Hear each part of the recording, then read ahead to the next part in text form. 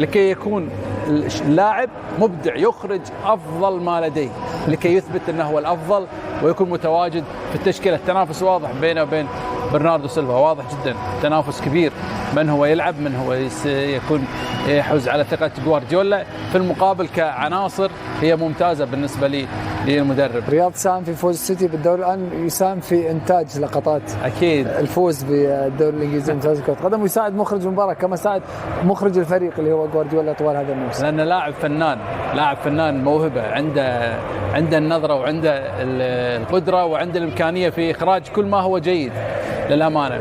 أذكر في ملعب برايتون حسم الدوري في كرة ثابتة، في ملاعب كثيرة محرز له دور كبير في أن دائما يضع السيتي في وضع الجيد.